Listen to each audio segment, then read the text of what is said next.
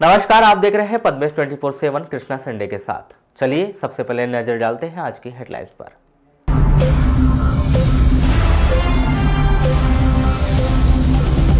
अड़तालीस घंटे से जिले में झमाझम बारिश, भीगी करोड़ों की धान। 4 जनवरी तक स्कूलों की लगी छुट्टी। सड़क दुर्घटना में एक ही परिवार के 3 लोगों की मौत। रामपायली के खरखड़ी में हुई घटना। ट्रक से टकराई मोटरसाइकिल, एक युवक की मौत। भरवेली थाना के अंतर्गत हीरापुर की घटना। जिले में चल रहा है नकली इंजन ऑयल का गोरख धंधा, लाखों का कारोबार, बेखौफ माफिया। बारिश रुकने और मौसम खुलने तक धान खरीदी हुई बंद। एसएमएस के माध्यम से किसानों को मिलेगी धान लाने की जानकारी। आदिवासी विकास परिषद ने दी चेतावनी, 4 जनवरी से बहियर में देंगे धरना। एशिया कप कराते चैंपियनशिप में बिरसा के खिलाड़ियों ने जीते 11 पदक, जिले का किया नाम रोशन। सिख धर्मावलंबियों ने मनाया श्री गुरु गोविंद सिंह जी महाराज का 353वां प्रकाश पर्व। घरेलू गैस पर महंगाई की मार, 19 रुपए महंगा हुआ सिलेंडर, 772 रुपए में मिलेगा सिलेंडर। और कत्ल खाने ले जाते हुए 35 बोधे कंटेनर जब्त और ड्राइवर गिरफ्तार। अब समाचार विस्तार से। बुधवार और गुरुवार रात और पूरे दिन भर जिले भर में हुई झमाझम बारिश और ओलावृष्टि की वजह से जनजीवन पूरी तरह से प्रभावित हो गया। खराब मौसम और ठंड को देखते हुए जिला प्रशासन ने 4 जनवरी तक आंगनवाड़ी और स्कूलों की छुट्टी घोषित कर दी।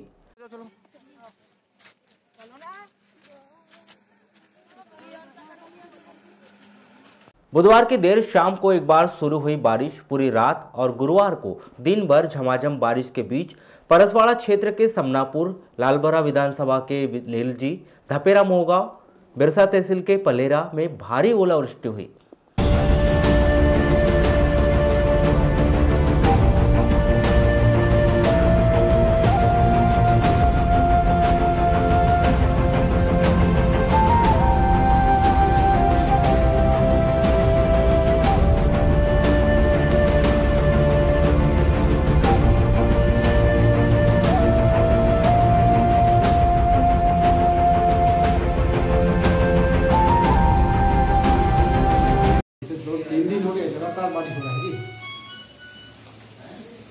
और फसल को कितना नुकसान होगा बोले? तो क्या है, पूरे ही साफ हो सकता है। रेल के ऊपर पानी आ गया है,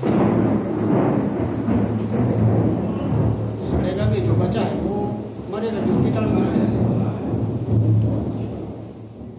बारिश के कारण जिले की 169 खरीदी केंद्रों में खुले आसमान के नीचे रखी करोड़ों रुपए की धान पर संकट आ गया। इस बीच 2 दिनों से हो रही बारिश के कारण धान पहले ही दिन भीग चुकी थी, लेकिन लगातार बारिश और उठाव नहीं होने के कारण करोड़ों रुपए का नुकसान होना तय माना जा रहा है। वहीं दूसरी ओर सैकड़ों किसान जो खरीदी केंद्रों में धान लेकर पहुंचे थे और बारिश की वजह से धान खरीदी बंद हो गई, उन्हें भी भारी परेशानियों का सामना करना पड़ा।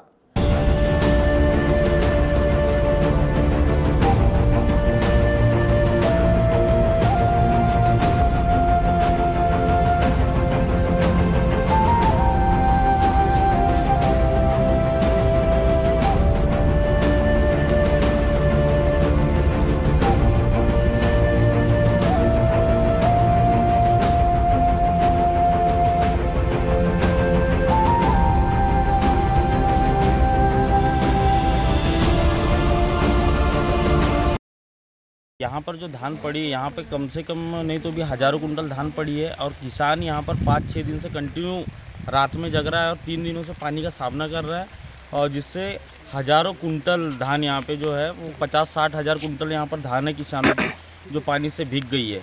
और सोसाइटी में ऐसे कोई भी इंतज़ाम नहीं है। और दूसरी समस्या तो ये है कि यहाँ का जो नियम है, एक थोड़ी सी नमी वाली भी धान यहाँ पर कोई लेता नहीं, और धान लेने से मना कर देते हैं। और ऐसी स्थिति में ऊपर जब जो बारिश हुई है उससे पूरी धान यहाँ पर गीली हुई है, प्रभावित हुई है, तो जिसके कारण यहाँ पर किसान बहुत परेशान है और चिंतित भी है। अधिकांश खरीदी केंद्रों को तो ये हालत है कि इनके भीतर ट्रक ले जाना भी संभव नहीं है। इस कारण प्रशासन को भी बारिश थमने और जमीन सूखने का इंतजार करना पड़ेगा, जब तक कि करोड़ों रुपए की धान अंकुरित होकर खराब हो जाएगी। बारिश की वजह से अधिकांश बस में यात्री कम दिखाई दिए और सड़कों पर वीरानी दिखाई दी। जिन्हें जरूरी काम था वह घर के बाहर निकले, वरना अधिकांश लोगों ने घर में रहना ही उचित समझा। मौसम विभाग से मिल रही जानकारी के अनुसार 4 जनवरी तक जिले में भारी बारिश और ओलावृष्टि की संभावना व्यक्त की गई है। इसे देखते हुए प्रशासन ने जिले वासियों से यही अपील की है कि जरूरी काम होने पर ही वह घर से बाहर निकले। अगर बाहर निकलना भी हो तो ठंड और बारिश दोनों से बचने के लिए उपयुक्त उपाय करें। मौसम में परिवर्तन होने के कारण बालाघाट जिले में पिछले 2 दिनों से वर्षा हो रही है। इस वर्षा के कारण गेहूं चना की फसल को जरूर लाभ होगा, लेकिन अधिक पानी बरसने से नुकसान होने की भी संभावना है। जिन किसानों की धान की गहानी अब तक नहीं हो सकी है, उन्हें भी इस वर्षा से नुकसान हो सकता है। 2 जनवरी को सुबह 8 बजे तक बीते 24 घंटों के दौरान बालाघाट जिले में 27 मिलीमीटर औसत वर्षा रिकॉर्ड की गई। इस अवधि के दौरान लांजी तहसील को छोड़कर सभी स्थानों पर झमाझम बारिश हुई।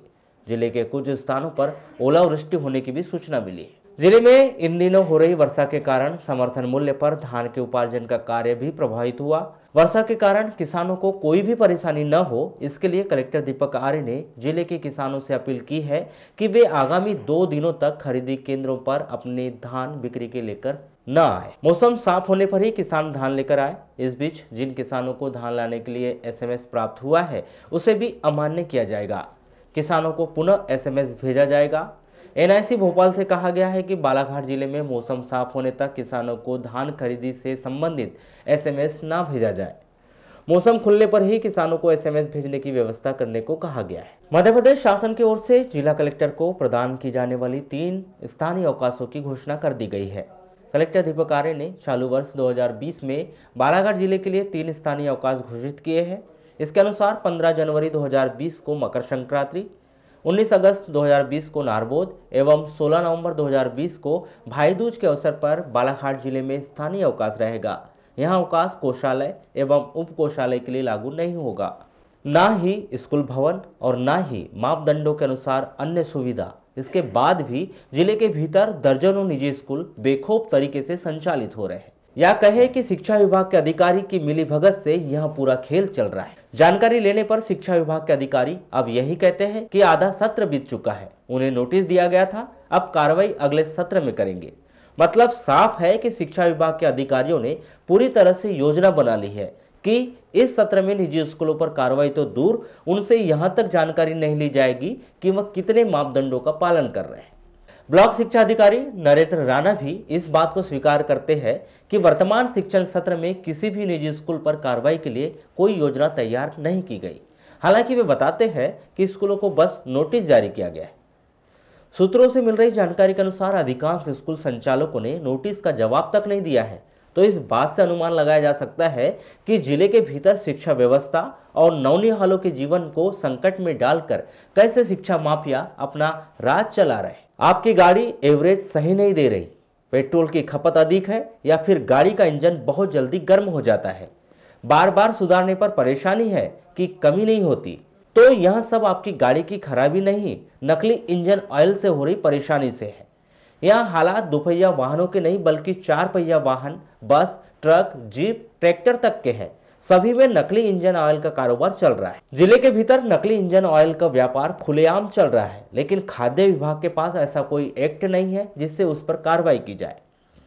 पद्मेश न्यूज की पड़ताल में इस बात का खुलासा हुआ कि शहर के भीतर लाखों रुपए का नकली इंजन ऑयल प्रति माह खपा दिया जाता है। चलिए बात करें कैसे चल रहा है नकली इंजन ऑयल का व्यापार। तो नाम नहीं बताने की शर्त पर हमें 1 दर्जन से अधिक लोगों ने बताया कि रोजाना एक रिक्शे में एक व्यक्ति खाली ड्रम लेकर आता है और सभी दुकानों से गाड़ियों से निकला हुआ पुराना जला हुआ इंजन ऑयल 20 रुपए लीटर के हिसाब से खरीद कर ले जाता है और उसे शहर में 3 स्थान और बैया रोड स्थित आंवलाझरी के निकट एक स्थान पर रिफाइंड किया जाता है। वहीं रिफाइंड ऑयल दोबारा ऊंची कंपनी के पुराने डिब्बों में भरकर दुकानों तक पहुंचता है। और उसे 200 रुपए लीटर तक ग्राहकों को बेच दिया जाता है। इस काम में पूरा का पूरा एक नेटवर्क काम करता है, जिससे लाखों के बारे न्यारे हो जाते हैं। अगली बार जब आप इंजन ऑयल भरवाने जाए तो इस बात का ध्यान रखें कि पुराना इंजन ऑयल जो आपकी गाड़ी से निकल कर रखा गया है, नए ऑयल के खाली डिब्बा जिसे आपने खरीदा है, वह दोनों आप अपने साथ ले जाए, जिससे इस तरह के व्यापार में रोक लग सके और आप स्वयं नकली इंजन ऑयल के नाम पर हो रही ठगी का शिकार होने से बच जाए। क्योंकि जब तक पुराना engine oil in oil mafia को नहीं मिलेगा तो उसे रिफाइंड नहीं कर पाएंगे, और जब तक इंजन ऑयल के नए डिब्बे इन्हें नहीं मिलेंगे तो वे कैसे नकली इंजन ऑयल बेच पाएंगे। परमात्मा एक संगठन के द्वारा जिला अस्पताल में गुरुवार को रक्तदान शिविर का आयोजन किया गया। इस दौरान बड़ी संख्या में संगठन के सदस्य उपस्थित रहे। 2 दर्जन सदस्यों के द्वारा रक्तदान किया गया। सदस्यों ने बताया कि बारिश अधिक होने की वजह से अधिकांश सदस्य रक्तदान करने नहीं आ पाए। आगामी दिनों में पुनः रक्तदान शिविर का आयोजन किया जाएगा। ये परम पूज्य परमात्मा एक सेवक मंडल वर्धमान नगर नागपुर की ओर से एक बालाघाट परिसर में एक समिति स्थापित की है, सभी सेवकों के माध्यम से सेवा समिति। तो इस मानव धर्म के जो संस्थापक है महान त्यागी बाबा जुमदेव जी, इन्होंने हम सब सेवकों को एक मानवता का स्रोत बताया। ऐसे ये किया है कि जैसे मानवता के कार्य करना, तो उसमें देखा जाए तो आज निष्काम सेवा, तो ब्लड ऐसी चीज़ है जो आज तक ना साइंस बना सका है, ना कोई कंपनी आज तक ब्लड की पूर्तता सिर्फ ब्लड डोनेट करके ही होती है।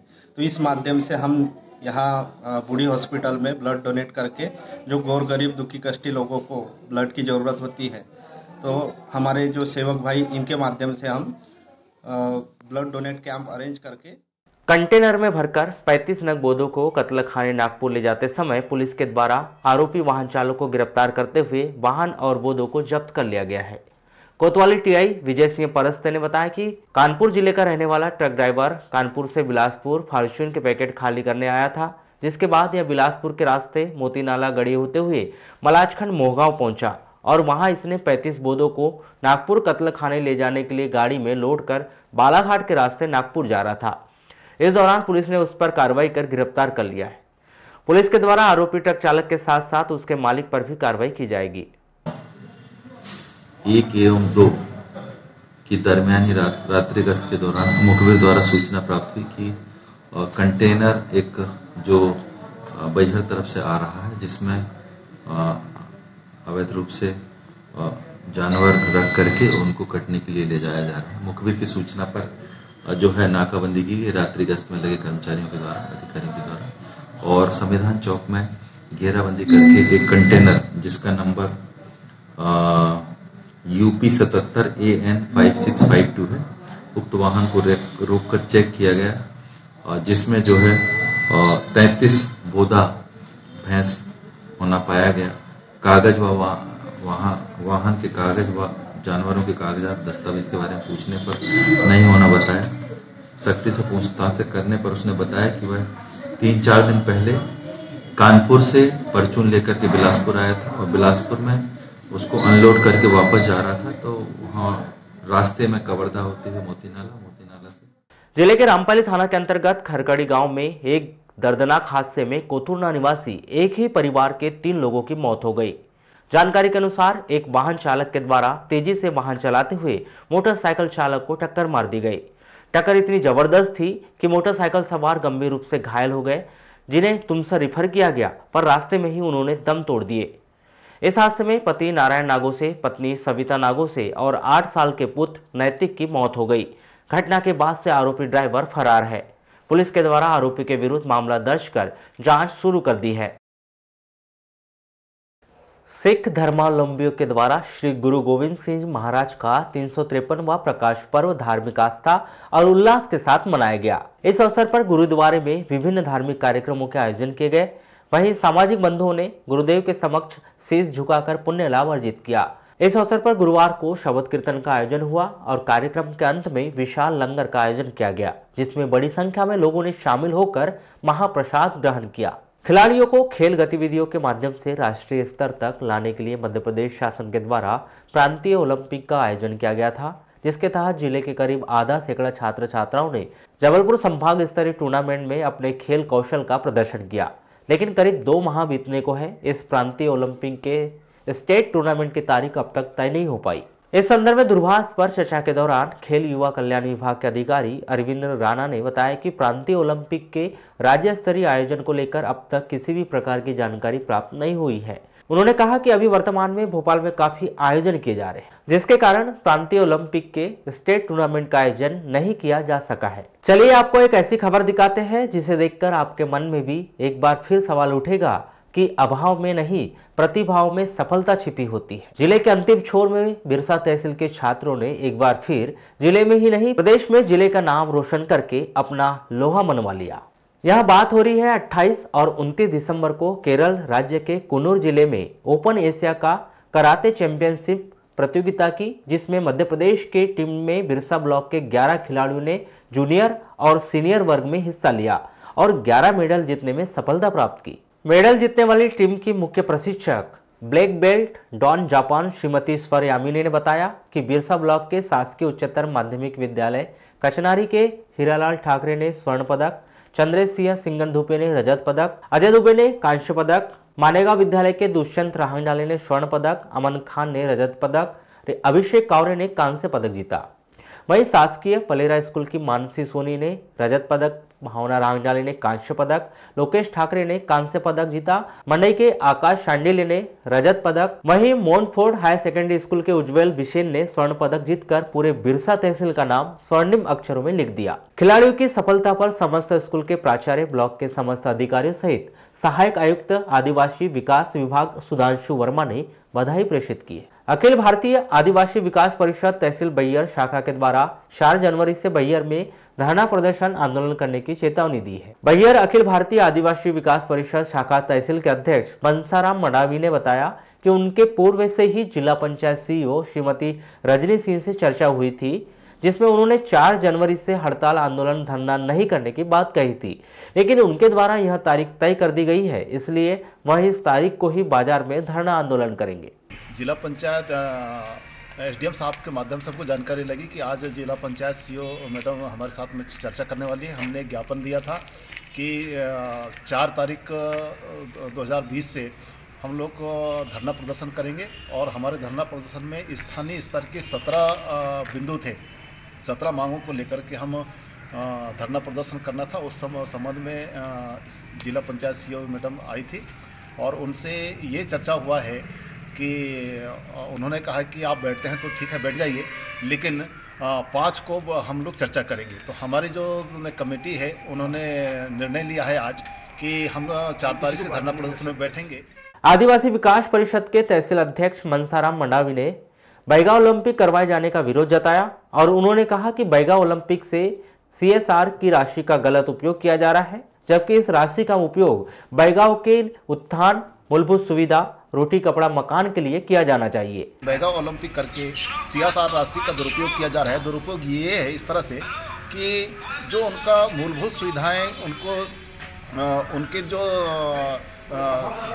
रोटी कपड़ा मकान की जो बात है, उनकी पेयजल की सुविधा, उनकी स्वास्थ्य सुविधा, शिक्षा सुविधा ये होनी चाहिए। वो ना हो करके अन्य लोगों को बुला करके दूसरे संस्कृति को प्रदर्शित करके। और वारासोनी व्रताकार सेवा सहकारी समिति वारासोनी में शासन के निर्देश के अनुसार समर्थन मूल्य पर धान खरीदी कार्य किया जा रहा था, किंतु गत 3 दिनों से हो रही बारिश के कारण खरीदी कार्य बंद कर दिया गया था, क्योंकि सोसाइटी का प्रांगण गीला है एवं व्यवस्था का अभाव है। किंतु 2 जनवरी को समिति में 3-4 दिन से समर्थन मूल्य पर अपनी उपज बेचने पहुंचे कृषक सोसाइटी में जिस प्रकार से रहकर ठंड से लड़ते हुए सोसाइटी में बैठे थे, जिनकी समस्याओं को देखते हुए सोसाइटी प्रबंधन ने बरसात को चुनौती देते हुए खरीदी कार्य प्रारंभ किया, जिसे बरसात से बचाने के लिए चारों कोने में 4 किसान खड़े होकर त्रिपाल को पकड़ा और सोसाइटी के कर्मचारियों ने फुर्ती के साथ धान खरीदी की, ताकि किसान अपने घर जाकर आराम कर सके और आसमान से बरस रही आफत से उसे राहत मिल सके।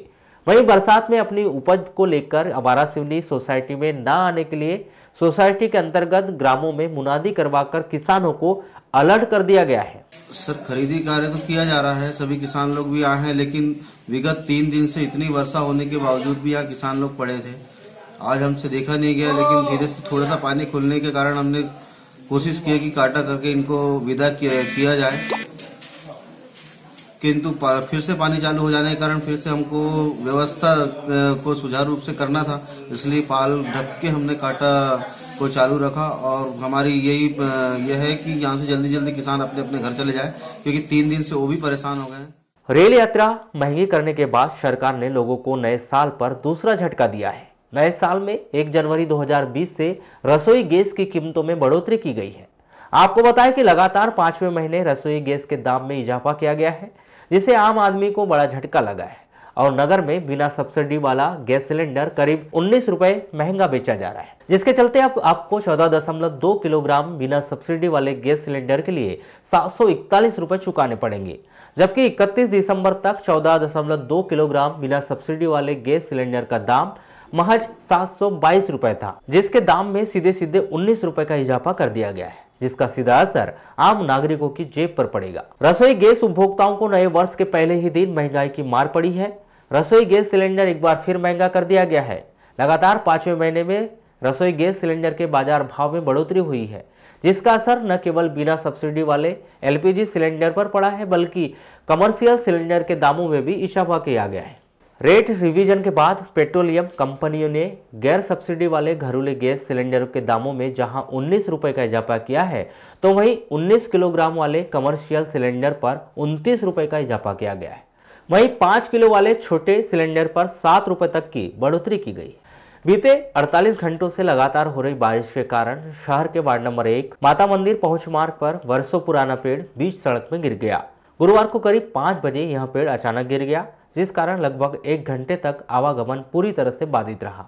तो वहीं 2 घंटे से अधिक समय तक क्षेत्र में बिजली व्यवस्था पूरी तरह से बाधित रही। भारी बारिश के बावजूद बिजली कर्मचारी लगातार इस पेड़ को हटाने और बिजली व्यवस्था शुरू करने में लगे रहे। तो अभी बारिश की वजह से पेड़ गिर गया, तो तार के ऊपर गिरा, जिसके कारण पोल गिर गया है और उस कारण से लाइट बंद हो गई है। कितनी देर पहले की घटना है?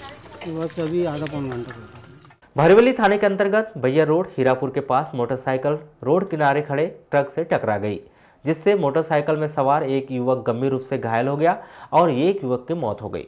जानकारी के अनुसार अजय पांचे और सीताराम कटरे निवासी सुरवाही दोनों ही बालाघाट कपड़ा दुकान में काम करते हैं। 1 जनवरी को दोनों बालाघाट कपड़ा दुकान काम करने के बाद दोपहर 3:30 बजे दोनों युवक मोटरसाइकिल से बालाघाट से अपने घर सुरवाई जा रहे थे। इसी दौरान खड़े ट्रक से मोटरसाइकिल टकरा गई। घटना में दोनों युवक घायल हो गए, जिन्हें डायल 100 की मदद से जिला अस्पताल में भर्ती कराया गया, जहां इलाज के दौरान घायल युवक अजय पांचे की मौत हो गई। नगर को स्वच्छ, सुंदर एवं अतिक्रमण मुक्त बनाने के लिए जिला प्रशासन के द्वारा अवैध निर्माण पर बुलडोजर कार्रवाई की जा रही है। इसी कार्रवाई में पिछले दिनों सरेका बाईपास से हटाए गए अतिक्रमण में कई फुटकर व्यवसायियों के अवैध निर्माण को ध्वस्त किया गया था, जिनके विस्थापन के लिए जिला प्रशासन के द्वारा कार्य योजना बनाई जा रही है। सरेका बाईपास व सरेका चौक पर दुकान लगाने वाले फुटकर व्यवसायियों को नगर के रानी दुर्गावती चौक के पास जगह दिए जाने पर विचार चल रहा है। इसके लिए जिला प्रशासन के द्वारा रानी दुर्गावती चौक में वन विभाग की जगह को चिन्हित किया गया है, जहां फुटकर व्यवसायियों को विस्थापित किए जाने का कार्य जल्द शुरू किया जाएगा। मैं कल स्वयं कलेक्टर महोदय के साथ सरेखा में था, तो वहाँ जो अस्थायी रूप से जैसे अंडे वाले, मुर्गी वाले बैठ रहे हैं, सब्जी वाले, तो उनके लिए जगह भी चिन्हित कर ली है। जैसे निर्देश प्राप्त होंगे तो कहाँ जगह चिन्हित की गई है और कब तक आवंटित कर दी जाएगी? देखिए, वो जगह जो है वो वन विभाग की है और वन विभाग को जो रानी दुर्गावती के पास वहाँ देने की कार्रवाई चल रही है। तो वो जगह अगर खाली हो जाती तो हमारा जो सब्जी व्यापारी है और जो अंडे वाले हैं, मुर्गी वाले हैं, मटन वाले, उनको हम वहाँ व्यवस्थित कर देंगे। तो वो जो अभी जो लग रहा है आपको कि सरेखा में लोग अस्थायी रूप से बैठ रहे हैं, तो वो तो सुबह शाम को बैठते हैं और फिर अपना समेट के। लालबरा मुख्यालय से लगी ग्राम पंचायत मानपुर में स्थित गायत्री प्रज्ञापीठ में 1 जनवरी को 22वां वार्षिक उत्सव व 1 कुंडे गायत्री महायज्ञ का आयोजन किया गया। यह कार्यक्रम परम पूज्य गुरुदेव वेदमूर्ति तपोनिष्ठ पंडित श्री राम शर्मा आचार्य एवं परम वंदनीय माता भगवती देवी शर्मा के दिव्य संरक्षण में प्रारंभ हुआ, जिसमें सर्वप्रथम ग्राम में स्थित हनुमान मंदिर, देवी माता व मां सदबैनी मंदिर में पूजा अर्चना की गई, जिसके पश्चात गायत्री शक्तिपीठ कंजई मुख्य प्रबंध ट्रस्टी व जिला प्रतिनिधि ढाल सिंह बिसेन, गायत्री प्रज्ञापीठ मुख्य प्रबंध ट्रस्टी ठानूराम ठाकरे व गायत्री परिजनों की मौजूदगी में शांति कुंज हरिद्वार के प्रतिनिधि सह ट्रस्टी श्रीमती रुक्मणी उपाध्याय के द्वारा दोपहर 1 बजे से शाम 4 बजे तक गायत्री महायज्ञ एवं विभिन्न संस्कार संपन्न करवाए गए।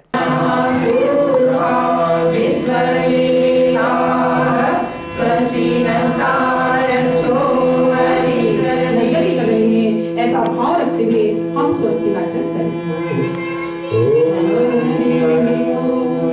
ये गायत्री महायज्ञ किया जा रहा है। यह प्रतिवर्ष किया जाता है। ये 22वां वार्षिक उत्सव है। आज के ही दिन माता गायत्री की यहाँ प्राण प्रतिष्ठा की गई थी। उसी अवसर पर हम लोग यहाँ विश्व कल्याण के लिए गायत्री महायज्ञ हमारे गायत्री परिवार में एक बड़ी ही सुंदर सी योजना है। उसके अंतर्गत विकास खंड, जिला स्तर पर, संभाग स्तर पर इस प्रकार से कार्यकर्ता निर्धारित किए जाते हैं, जिनमें से हमारे आदरणीय श्री ढाल सिंह जी बिसेन यहाँ पधारे हैं, जो हमारे संरक्षण भी कार्यकर्ता हैं, और उसके साथ साथ बालाघाट जिले से भी समन्वय समिति में भी वे कार्यरत हैं। और अखंड ज्योति जो ज्ञान का प्रकाश फैला रही है, अखंड ज्योति पत्रिका जो कहना चाहिए 70-80 वर्षों से अनेकों भाषाओं में छपती है और सभी उसी को अध्ययन करते हैं। ज्ञान नगर पालिका के द्वारा नगर के वार्ड नंबर 14 में बनाया गया आश्रय स्थल प्रवासियों के लिए लाभदायक सिद्ध होता नजर आ रहा है, जहां रोजाना ही प्रवासियों की संख्या में इजाफा हो रहा है। आपको बताएं कि नगर पालिका के द्वारा 33.50 लाख की लागत से आश्रय स्थल बनाया गया था, जिसका लोकार्पण 30 जुलाई 2016 को किया गया था, जिसमें बाहर से आने वाले मुसाफिरों के रुकने की व्यवस्था नगर पालिका के द्वारा की गई थी, जिसका मुसाफिर लाभ उठा रहे हैं। प्राप्त जानकारी के अनुसार नगर पालिका के द्वारा बनाए गए इस आश्रय स्थल में महिला व पुरुष मुसाफिरों के रुकने के लिए अलग अलग कमरों में बिस्तरों सहित अन्य व्यवस्थाएं की गई है। वहीं मुसाफिरों के रुकने के लिए आधार कार्ड अनिवार्य किया गया है। वहीं कोई भी मुसाफिर 3 दिनों तक इस आश्रय स्थल में आश्रय ले सकता है। मुसाफिरों के रुकने, उनके आराम करने, पीने का पानी व साफ सफाई सहित अन्य इंतजाम नगर पालिका के द्वारा आश्रय स्थल में किए गए। यहाँ पे रुकने के लिए तो हम लोग अपनी गाड़ी में रुक जाते हैं, लेकिन पानी गिर रहा है तो गाड़ी में चूने लगता है, इसीलिए हम लोग रैन बसेरा में आए रहने के लिए। जानकारी नहीं लगी, देखा है रैन बसेरा है। इससे पहले भी आप आए हैं वहाँ पर? हाँ आए हैं। तो कैसी क्या सुविधा मिलती है आपको यहाँ पे?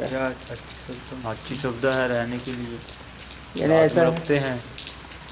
यानी जो बनाया गया है, जिस उद्देश्य को लेकर नगर पालिका ने बनाया है, तो यानी ठीक है? ठीक है, बहुत अच्छा है।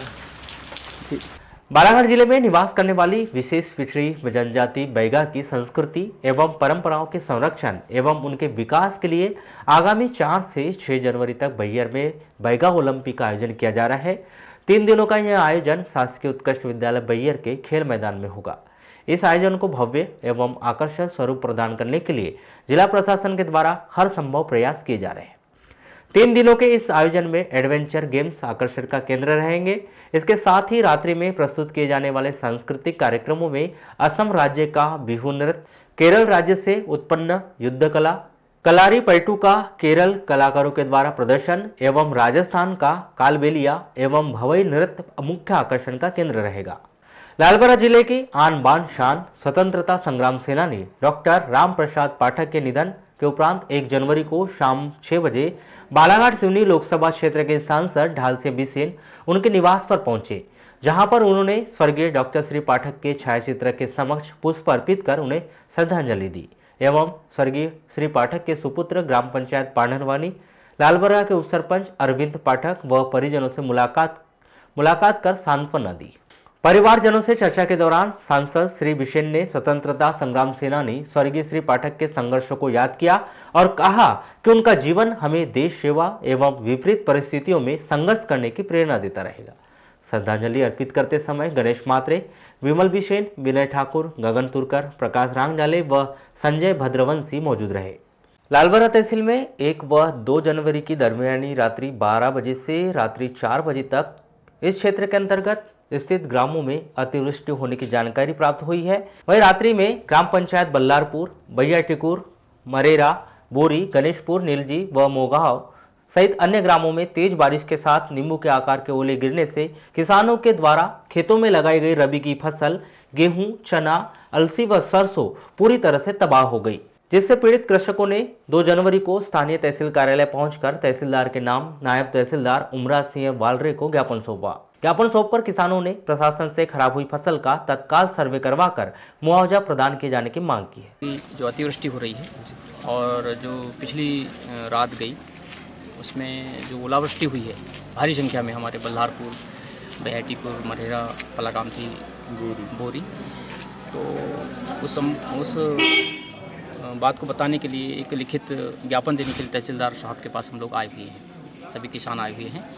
और बात यह है कि जो रबी के अंतर्गत जो फसल लगाई जाती है, चना, गेहूं, अलसी, सरसों, वो पूरी तरह नष्ट हो गई है।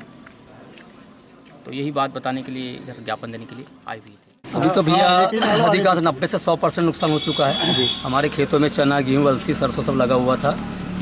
जो रात में जो ओलावृष्टि हुई 2:20 से जो चालू हुई, कम से कम 20 से 25 मिनट तक के ओले गिरे, जिससे हमारी फसल पूरी तरह नष्ट हो चुकी है। कब की बात है? ये पिछली एक बस गई रात बस रात के 2:20 से चालू हुई तो 2:40 तक चली, यानी 20 से 25 मिनट तक लगातार ओले गिरते रहे।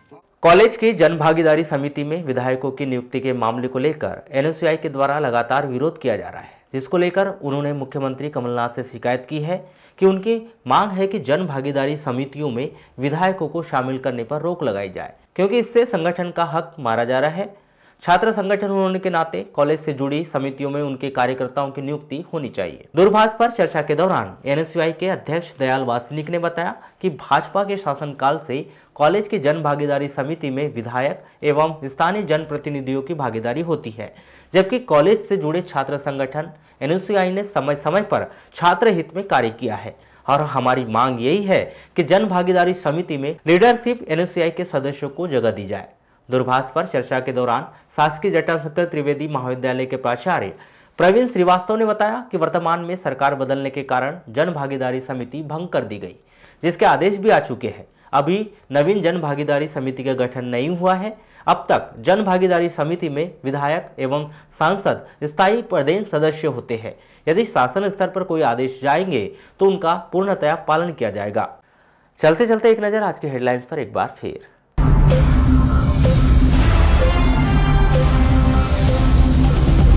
48 घंटे से जिले में झमाझम बारिश, भीगी करोड़ों की धान। 4 जनवरी तक स्कूलों की लगी छुट्टी। सड़क दुर्घटना में एक ही परिवार के 3 लोगों की मौत। रामपायली के खरखड़ी में हुई घटना।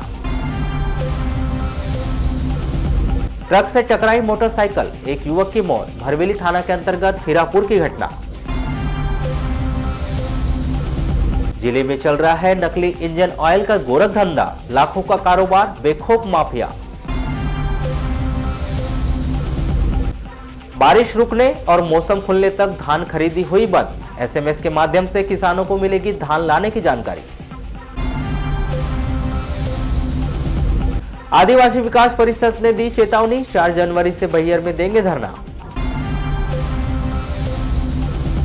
एशिया कप कराते चैंपियनशिप में बिरसा के खिलाड़ियों ने जीते 11 पदक, जिले का किया नाम रोशन।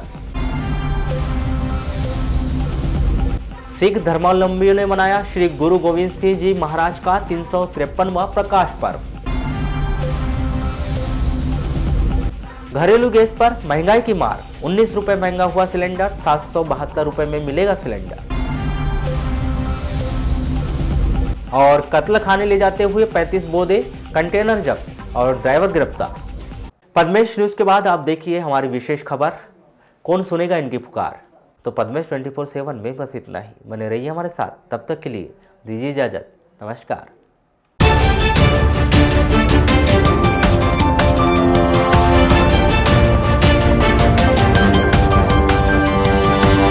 Thank you.